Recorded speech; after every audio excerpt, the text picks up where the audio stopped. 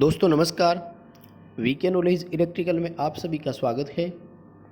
Electrician trade theory के objective question का topic लेकर हम एक बार फिर उपस्थित हैं। दोस्तों ये टॉपिक डीसी मशीन का है, यानी मोटर और जनरेटर का है। और रिसेंटली इसका लाइव टेस्ट लेना था, पर वो नेटवर्क प्रॉब्लम की वजह से हो नहीं पाया। आप में से बहुत सारे लोग जुड़े होंगे, तो ये वही पेपर है जिसको अपन सॉल्व करके अपलोड करने वाले हैं। सभी क्वेश्चंस को लास्ट तक आप ज़रूर देखिएगा। दोस्तों चैनल पर नए हो या आपने चैनल को अभी तक सब्सक्राइब नहीं किया तो चैनल सब्सक्राइब ज़रूर करें। नोटिफिकेशन के लिए बेल आइकन को प्रेस करें ताकि आपको जब भी कोई नया अपडेट हो तो तुरंत उसका नोटिफिकेशन मिल सके। चैनल अपने दोस्तों को भी आगे शेयर ज़रूर करें। आज के सभी क्वेश्चन को लास्ट तक आप ज़रूर देखें। क्वेश्चन अच्छे लगे तो वीडियो को लाइक ज़रूर करें। कमेंट करके बताएं कि क्वेश्चन आपको कैसे लगे, क्योंकि दोस्तों कोशिश की जाती है कि हर बार आपको यूनिक प्रश्न दिए जाएं, यानी इस तरह के क्वेश्चन देते हैं कि जो पहले हमने चैनल पर नहीं डाल रखे हैं, यानी रिपीट नहीं होते हैं क्वेश्चन, ये कोशिश की जाती है। इसलिए सभी क्वेश्चंस को लास्ट तक आप लोग ज़रूर देखिएगा। वीडियो को लाइक ज़रूर करें, आगे अपने दोस्तों को भी फॉरवर्ड ज़रूर कीजिएगा। सवाल नंबर 1, डीसी जनरेटर में कम्यूटेटर कैसे कार्य करता है। देखिए जनरेटर में कम्यूटेटर का वर्क होता है एसी टू डीसी। वैसे कंप्लीटली अगर आ जाए तो ध्यान रखिएगा, जनरेटर में एसी टू डीसी और मोटर में डीसी टू एसी कार्य करता है, यानी कम्यूटेटर द्विदिशीय युक्ति हो गया एक तरह से, दोनों दिशाओं में ये चलता है। जनरेटर में ये एसी को डीसी में करता है, और देखिए दिए गए ऑप्शन में से एसी को डीसी में कन्वर्ट कौन करता है, रेक्टिफायर भी करता है। इसलिए हम बी ऑप्शन की ओर जाएंगे कि एक रेक्टिफायर की भांति ये वर्क करता है। लेकिन मान लीजिए कि आगे फर्दर कोई क्वेश्चन हमसे पूछा जाए जिसमें रेक्टिफायर के भी कई तरह के ऑप्शन दे रखे हो, भाई हाफ वेव, फुल वेव, उनमें से, तो देखिए ये फुल वेव रेक्टिफायर की तरह कार्य करता है। कैसे, इसके लिए आपको मिलान करना होगा।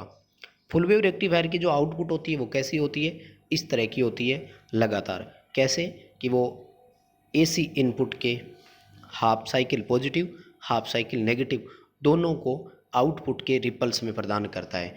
और अब आप कम्यूटेटर की आउटपुट को पहचान दिए, वो भी इस तरह से ही लगातार पल्स हमें देता है। तो दोनों की जो आउटपुट वेव फॉर्म है वो एक समान होती है। इसलिए पूरा आंसर बनेगा कि एक फुल वेव रेक्टिफायर की भांति कार्य करता है। अब फुल वेव ब्रिज भी हो, फुल वेव सेंटर टेप भी हो, आउटपुट दोनों की सिमिलर होती है। नेक्स्ट अपना क्वेश्चन है कि डीसी मशीनों में ब्रूस की वोल्टेज ड्रॉप सामान्यतः कितनी होती है। मोस्टली डीसी मशीनों में ब्रूसों की वोल्टेज 2 वोल्ट प्रति ब्रूस ड्रॉप मानी जाती है। सी आंसर अपन इस क्वेश्चन का कर देंगे। अगला क्वेश्चन है कि छोटी डीसी मशीनों में पोल सामान्यतः कितने होते हैं। देखो क्वेश्चन पे आपको थोड़ा सा ध्यान देना होगा। जब इस तरह से देवे ना कि छोटी डीसी मशीनों में, तब तो हम लोग ए ऑप्शन यानी 2 पोल की ओर जाएंगे। लेकिन अगर ये हो कि डीसी मशीनों में सामान्यतः पोल कितने होते हैं, यानी मोस्ट ऑफ द मोटर्स में पोल पूछे, तो हम लोग बी ऑप्शन की ओर जाएंगे। यानी सामान्यतः मोटरों में 4 पोल ही होते हैं, नॉर्मल डीसी मोटरें जितनी भी होती है। लेकिन अगर छोटी कोई डीसी मशीनें हो तो वो 2 पोल वाली होती है। नेक्स्ट अपना क्वेश्चन है, डीसी मशीनों के योक ले जाते हैं, यानी बॉडी में से भी, योक हम बॉडी को ही कह रहे हैं, फ्रेम को भी बोल सकते हैं। कास्ट आयरन या कास्ट स्टील की ये बनी होती है, और इसका जो मेन प्राइमरी फंक्शन जो होता है वो यही होता है कि चुंबकीय बल रेखाओं का मार्ग पूरा करवाना। तो ये जो है ये उस पोल के द्वारा निर्मित फ्लक्स के आधे भाग को अपने में से प्रवाहित करवा देते हैं। यानी योक में से जो फ्लक्स प्रवाहित होता है वो पोल फ्लक्स का आधा भाग होता है हमेशा। ए ऑप्शन की ओर हम जाएंगे। अगला क्वेश्चन है कि 6 पोल लेप वाउंड डीसी जनरेटर के आर्मेचर चालकों को विभाजित किया जाता है। 6 पोल है, लेप वाउंड है, आर्मेचर चालकों को कितने समांतर पथों में विभाजित करेंगे। देखो लेप वाउंड में जब सिंप्लेक्स, ड्यूप्लेक्स, ट्रिप्लेक्स इस तरह की कोई बातें नहीं बताएं तो करंट के पैरेलल पाथ इक्वल टू पोल होते हैं। धारा के समांतर रास्ते पोल की संख्या के बराबर होते हैं। अभी 6 पोल है तो धारा के समांतर रास्ते कितने होंगे, 6। लेकिन मान लीजिए क्वेश्चन में प्लेक्स दे देते, जैसे यही क्वेश्चन होता, लेकिन ये क्वेश्चन होता कि 6 पोल ड्यूप्लेक्स लैप वाउंड। फिर हम लोग धारा के पैरेलल रास्ते यानी समांतर रास्ते, समांतर पथ पोल इनटू प्लेक्स करते फिर, राइट। प्लेक्स ड्यूप्लेक्स में 2 कहलाती है, यानी उस समय 12 समांतर पथ होते। अगला अपना क्वेश्चन है कि किसी भी कॉइल में आदर्श कम्यूटेशन प्राप्त करना संभव नहीं है, क्योंकि प्रत्येक कॉइल में, देखो कम्यूटेशन होता है कॉइल में धारा की दिशा में परिवर्तन हो जाने के कारण स्टैटिक इंड्यूस्ड ईएमएफ होता है। स्टैटिक स्व प्रेरित ईएमएफ होता है जो उस अपने में से ही धारा प्रवाह का विरोध करता है, अपोज करता है, और उस अपोजिशन के कारण स्पार्किंग होती है। इसको हम लोग बोलते हैं कम्यूटेशन। इस कम्यूटेशन को सुधार करने के लिए हमारे पास कई सारे ऑप्शन होते हैं, यानी स्पार्किंग को कम करना। लेकिन इस कम्यूटेशन को पूरी तरह से समाप्त नहीं किया जा सकता। इस अवस्था को बोलते हैं आदर्श कम्यूटेशन। आइडियल कम्यूटेशन कभी नहीं आएगा, ये इसलिए नहीं आएगा कि प्रत्येक कॉइल में इंडक्टेंस होगा ही होगा, और जब इंडक्टेंस होगा तो वो धारा परिवर्तनों का अपोज करेगा, di/dt। जब धारा परिवर्तनों का विरोध करेगा तो उस इंडक्टेंस के कारण, उसमें सेल्फ इंडक्शन के कारण स्टैटिक ईएमएफ इंड्यूस होगा ही होगा। इसलिए कभी भी आदर्श कम्यूटेशन प्राप्त करना संभव नहीं है। क्वेश्चन का ऑप्शन बी करेंगे। नेक्स्ट अपना क्वेश्चन है कि एक ओवर कंपाउंड जनरेटर है डीसी का, यदि इससे भार हटा दिया जाए तो टर्मिनल वोल्टेज पर क्या फर्क पड़ेगा। ध्यान दीजिएगा, अच्छा क्वेश्चन है। ओवर कंपाउंड जनरेटर में क्या विशेषता होती है कि भार बढ़ने के साथ इसकी टर्मिनल वोल्टेज बढ़ती है, यानी जैसे जैसे लोड इंक्रीज होता है टर्मिनल वोल्टेज बढ़ती है, जबकि बाकी जनरेटर जितने भी होते हैं नॉर्मली सब में भार बढ़ने पर टर्मिनल वोल्टेज घटती है। जबकि ओवर कंपाउंड जनरेटर की एक विशेषता है कि भार बढ़ने पर इसकी वोल्टेज बढ़ती है, इसलिए जब भार हटाएंगे तो वोल्टेज घटेगी, थोड़ी सी डाउन आती है। एकमात्र यही जनरेटर है जिसमें वोल्टेज रेगुलेशन ऋणात्मक आता है, ये भी ध्यान रखिएगा। नेक्स्ट अपना क्वेश्चन है कि एक डीसी मोटर के घूमने की दिशा को कैसे परिवर्तित किया जा सकता है। मोटर के घूमने की दिशा मोस्टली 2 कारकों पर निर्भर करती है, और ये हम लोग फ्लेमिंग के लेफ्ट हैंड रूल से बता भी सकते हैं। कैसे कि फील्ड की फ्लक्स दिशा पर और आर्मेचर धारा की दिशा पर, और दोनों में से किसी एक परिवर्तन को हम करेंगे तो मोटर के घूमने की दिशा बदल जाएगी।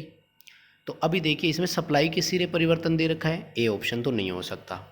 याद रखिएगा, सप्लाई के सिरे बदलने से डीसी मोटर में कभी घूमने की दिशा परिवर्तन नहीं होता है। क्वेश्चन का आंसर करेंगे बी, फील्ड के सिरे परिवर्तित करके। एक ही ऑप्शन दिया है, आर्मेचर धारा की दिशा परिवर्तन वाला ऑप्शन ही नहीं दिया इसमें। नेक्स्ट क्वेश्चन है कि एलिवेटर के लिए कौन सी मोटर रिकमेंड की जाती है। एलिवेटर के लिए क्यूमुलेटिव कंपाउंड मोटर रिकमेंड करते हैं, भाई ध्यान रखिएगा। अच्छा क्वेश्चन है, बहुत बार पेपर में आ भी गया है। सीरीज मोटर को ट्रैक्शन के लिए देंगे, शंट मोटर को मशीन टूल के लिए लेंगे, डिफरेंशियल को सामान्यतः काम में लेते नहीं हैं, और भी ज़्यादा हो तो कांस्टेंट लोड के लिए रिकमेंड करते हैं, यानी जिसमें भार नियत रहता हो। अगला क्वेश्चन है कि निम्न में से कौन सा युग्म सुमेलित नहीं है। आपको 4 पेयर यानी जोड़े दिखाए गए हैं, मोटर है, उनके नाम के आगे उनके यूजेज दिखाए हैं। कौन सा जो है वो करेक्ट मैच किया हुआ नहीं है। देखो सीरीज मोटर ट्रैक्शन जॉब में हाई स्टार्टिंग टॉर्क वाले लोड में उपयोग की जाती है, जैसे कन्वेयर, क्रेन, होइस्ट, यानी फर्स्ट जोड़ा तो सुमेलित है। शंट मोटर कांस्टेंट स्पीड वाली है, कटिंग टूल में सबसे ज़्यादा काम में लेते हैं। मशीन टूल, सेंट्रीफ्यूगल पंप, ये भी बिल्कुल सही मैच है, सही सुमेलित है। क्यूमुलेटिव कंपाउंड एलिवेटर में काम में लेते हैं, प्रेस, रोलिंग मिल, इन सब में काम में लेते हैं। डिफरेंशियल को बूस्टर सेट, बैटरी चार्जिंग, इन सब में भी काम में लेते हैं। यानी चारों जोड़े बिल्कुल प्रॉपर सुमेलित है, इसलिए हम लोग डी ऑप्शन की ओर जाएंगे कि सभी सुमेलित है। अगला अपना क्वेश्चन, डीसी मोटर में फ्लक्स बढ़ता है तो गति और टॉर्क पर क्या परिवर्तन आता है। बड़ा सिंपल क्वेश्चन है, शायद आप सब लोग जानते होंगे। डीसी मोटर की गति फ्लक्स के व्युत्क्रमानुपाती और डीसी मोटर का टॉर्क फ्लक्स के समानुपाती। यानी फ्लक्स बढ़ेगा तो टॉर्क तो बढ़ेगा, जबकि गति घटेगी। यानी गति घटती है, टॉर्क बढ़ता है। सी ऑप्शन की ओर जाएंगे हम लोग। अगला क्वेश्चन, एक चलती हुई डीसी मोटर में अचानक बैक ईएमएफ समाप्त हो जाए तो क्या होगा।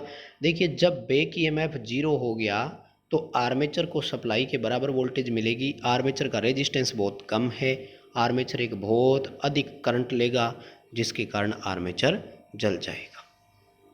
चलते समय बैक ईएमएफ 0 हो जाता है तो आर्मेचर जल जाएगा। अगला क्वेश्चन, 110 वोल्ट बैक ईएमएफ वाली डीसी मोटर में उत्पन्न यांत्रिक शक्ति उच्चतम है, इस पर आरोपित सप्लाई वोल्टेज का मान कितना होगा। देखिए, मोटर में उत्पन्न यांत्रिक शक्ति मैक्सिमम तब होती है जब बैक ईएमएफ सप्लाई वोल्टेज के आधे के बराबर हो।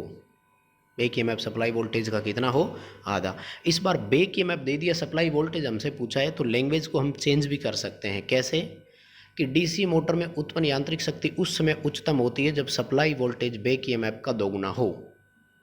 बैक ईएमएफ 110 वोल्ट है तो सप्लाई वोल्टेज कितनी होनी चाहिए, 220 वोल्ट होगी। हम लोग क्वेश्चन का आंसर बी करेंगे। नेक्स्ट क्वेश्चन है कि लोड करंट 10 एम्पियर है, शंट फील्ड करंट 5 एम्पियर है, आर्मेचर करंट का मान क्या होगा जब मशीन मोटर और जनरेटर हो। देखिए, शंट में अपन से पूछा गया है, आर्मेचर धारा ज्ञात करने के लिए लोड करंट और शंट फील्ड करंट का एक में योग होता है जबकि एक में अंतर होता है, राइट। लोड करंट और शंट फील्ड करंट का एक में प्लस करना है, एक में माइनस करना है। जनरेटर में लोड करंट और शंट फील्ड करंट का योग आर्मेचर करंट है, मोटर में अंतर के बराबर आर्मेचर करंट होती है। यानी अगर मोटर है तो आर्मेचर करंट का मान 5 एम्पियर, शंट फील्ड करंट का मान भी कितना होगा, 5 एम्पियर, राइट। अब जनरेटर के लिए हम लोग बात करें तो जनरेटर में प्लस हो जाएगी, यानी 15 एम्पियर। तो मोटर है तो 5 एम्पियर, जनरेटर है तो 15 एम्पियर, यानी हम लोग जाएंगे ए ऑप्शन की ओर। ए ऑप्शन होगा क्योंकि जनरेटर में जुड़ती है लोड करंट और शंट फील्ड करंट, 10 और 5 15 हो जाएगी, और पहले मोटर का लिखना है तो ए ऑप्शन हो गया। अगला क्वेश्चन है कि डीसी मोटर में उत्पन्न यांत्रिक शक्ति अधिकतम होने पर मोटर की एफिशिएंसी कितनी होती है। हाँ, ये अच्छी चीज़ है, आपको याद रखनी चाहिए। जब मोटर मैक्सिमम शक्ति डेवलप करती है उस समय बैक ईएमएफ सप्लाई वोल्टेज का आधा होता है और मोटर की एफिशिएंसी बहुत कम होती है, इसलिए ये प्रैक्टिकली कभी संभव नहीं होता है। मोटर की दक्षता 50% या इससे भी नीचे होती है जब वो मैक्सिमम शक्ति डेवलप करती है। अगला क्वेश्चन है, एक डीसी मोटर द्वारा ली गई करंट किसके सीधे समानुपाती होगी। देखिए, इस क्वेश्चन को ऐसे ना पढ़ें हम लोग, तो हम अपोजिट साइड में भी जा सकते हैं। कैसे, इनमें से हम किसी एक चीज़ को देखें और टॉर्क के साथ क्या संबंध है ये चीज़ हम देखें तो बड़ा सिंपल समझ में आ रहा है आर्मेचर धारा के लिए कि वो बिल्कुल टॉर्क के समानुपाती होती है। यानी आर्मेचर धारा, टॉर्क, गति, टर्मिनल वोल्टेज किसके समानुपाती होगी, हम सब जानते हैं। यानी आर्मेचर इतनी ही करंट लेता है जितना कि उसके टॉर्क के लिए रिक्वायरमेंट है। क्यों? क्योंकि उत्पन्न शक्ति EB इंटू IA के बराबर होती है। जो टॉर्क उसको डिलीवर करना होता है उतनी करंट लेता है, यानी भार के अनुसार ही सेट करता है। क्वेश्चन का आंसर अपना ए रहेगा, यानी ली गई धारा आवश्यक टॉर्क के बराबर होती है। नेक्स्ट क्वेश्चन है, डीसी मशीनों में रेजिडुअल मैग्नेटिज्म यानी अवशिष्ट चुंबकत्व की मात्रा होती कितनी है। बहुत कम होता है, लगभग 2 से 3% ही होता है। इसलिए किसी भी सेल्फ एक्साइटेड जनरेटर जैसे सीरीज, शंट और कंपाउंड में से यदि हम उसके फील्ड के सिरे आर्मेचर के साथ ना जोड़ें और उसको एक रेटेड स्पीड से घूर्णन करवा दिया जाए तो निर्धारित गति पर उनके प्रेरित ईएमएफ का मान भी कितना होगा, 2 से 3% ही होगा। जैसे मान लीजिए 250 वोल्ट वाला कोई शंट जनरेटर था, यदि हम शंट फील्ड और आर्मेचर के टर्मिनल आपस में कनेक्शन नहीं करते हैं तो निर्धारित गति पर यह जनरेटर 250 नहीं, मान लीजिए इसको हम 2 से 5% के लेते हैं तो 5 से 7.5 वोल्ट डेवलप करेगा। ये भी क्वेश्चन आ जाता है, ध्यान रखिएगा। यानी बिना चुंबकीय उत्तेजना के कोई भी सेल्फ एक्साइटेड जनरेटर अपने निर्धारित मान का 2 से 3% वोल्टेज डेवलप करता है। अगला क्वेश्चन है कि 6 पोल का लेप वाउंड जनरेटर जिसमें 300 आर्मेचर चालक है, प्रति चालक ईएमएफ का मान 5 वोल्ट है, जनरेटर कितना ईएमएफ उत्पन्न करेगा। देखिए भाई, लेप वाउंड है, 6 पोल है, इसका मतलब समांतर रास्ते भी कितने हो गए, 6 समांतर रास्तों का मतलब हो गया एक तरह से 6 सेल समांतर में जुड़े हुए हैं। अब अगर मैं आपसे ये क्वेश्चन पूछूं कि 6 सेल समांतर क्रम में जुड़े हुए हैं, सप्लाई की टोटल वोल्टेज कितनी होगी, तो हम सब जानते हैं कितनी होगी, 1 सेल की वोल्टेज के बराबर, क्योंकि समांतर क्रम में वोल्टेज बढ़ती नहीं है। इसका मतलब हमारे भी प्रति पोल ईएमएफ का जो भी मान होगा वही जनरेटर का कुल ईएमएफ का मान होगा। प्रति पोल ईएमएफ के लिए देखिए 300 चालक है, 6 पोल है, तो प्रति पोल या प्रति पथ में बात करूं, क्योंकि जितने पोल है उतने ही रास्ते हैं, एक के लिए कितने हो गए 300 डिवाइडेड बाई 6, यानी कि लगभग ये आया 50 चालक। एक रास्ते पर कितने चालक है, 50। एक चालक कितने वोल्ट बना रहे, 5 वोल्ट, कितना बना 250 वोल्ट। एक समांतर रास्ते से वोल्टेज कितनी मिलेगी, 250, तो टोटल भी कितनी होगी 250, क्योंकि समांतर है, वोल्टेज में कोई चेंजेज नहीं आएगा। हम लोग बी ऑप्शन की ओर जाएंगे। अगला क्वेश्चन कि यदि फाई टॉर्क का कोण हो तो एक डीसी मशीन में इंटरेक्शन टॉर्क किसके समानुपाती होगा, अंतरक्रिया वाला टॉर्क किसके समानुपाती होगा। देखो भाई, अंतरक्रिया टॉर्क का मतलब क्या है, जिस टॉर्क के बदले फोर्स उत्पन्न होता है, बल उत्पन्न होता है, और मोटर में उत्पन्न बल के लिए फॉर्मूला क्या होता है, BLI sin थीटा। जनरेटर में प्रेरित ईएमएफ के लिए BLV sin थीटा होता है, जबकि मोटर में F बराबर BLI sin थीटा होता है, यानी फोर्स साइन थीटा के सीधे समानुपाती हो गया। ए उत्तर कर देंगे। अगला क्वेश्चन है कि किसी 6 पोल वाली डीसी मशीन में 100 डिग्री यांत्रिक डिग्री है, वैद्युतिक में कितने डिग्री के बराबर है। भाई सीधा सा काम कर लिया करो, इसके लिए टोटल इलेक्ट्रिकल डिग्री में टोटल मैकेनिकल डिग्री का भाग दे दिया करो। देखो, मैकेनिकल डिग्री तो 360 होती है हमेशा ही, लेकिन इलेक्ट्रिकल डिग्री पोल की संख्या पर निर्भर करती है। इसके लिए फॉर्मूला होता है 180 इंटू पोल। पोल कितने दे रखे हैं, 6, इसको आप लोग कैलकुलेट कर लो, उत्तर आएगा 3 डिग्री। यानी एक यांत्रिक डिग्री के बराबर वैद्युतिक में 3 डिग्री है, तो 100 के बराबर कितना हो जाएगा, 300 डिग्री। हम लोग बी ऑप्शन की ओर जाएंगे। अगला क्वेश्चन है कि डीसी मशीन के आर्मेचर एमएमएफ का वेव फॉर्म कैसा होता है। आर्मेचर का जो चुंबक वाहक बल मैग्नेटोमोटिव फोर्स होता है, ये बिल्कुल त्रिभुजाकार आकृति का होता है। सी ऑप्शन की ओर जाएंगे। हालांकि प्रॉपर त्रिभुजाकार नहीं होता, थोड़ा सा कहते हैं कि ये नीचे से यहीं से स्लाइड कर जाता है, फिर भी आता ज़रूर है। टोपोज जो होती है उसके जैसी आकृति बताते हैं, टोपेज जैसी, इस तरह से, यानी यहाँ से वापस मुड़ जाता है, पूरी तरह से त्रिभुजाकार तो नहीं होता। सी ऑप्शन की ओर जाएंगे। इसका भी कारण क्या है, इसका कारण ये है, अगला 22वां क्वेश्चन अपना, कि नो लोड पर जो एयर गैप होता है उसमें फ्लक्स जो होता है वो फ्लैट टॉप वितरण होता है। फ्लैट टॉप यानी एकदम समतल और सीधा चलता है, इसलिए वो त्रिभुजाकार वेव अपने को प्रदान करता है। तो बस दोस्तों, आज के इस टॉपिक में इतना ही क्वेश्चन है। क्वेश्चन एक्सप्लेन करने का तरीका पसंद आया हो तो वीडियो लाइक ज़रूर कर देना, दोस्तों को फॉरवर्ड कर देना, चैनल सब्सक्राइब कर लो और कमेंट करके ज़रूर बताइएगा क्वेश्चन कैसे लगे।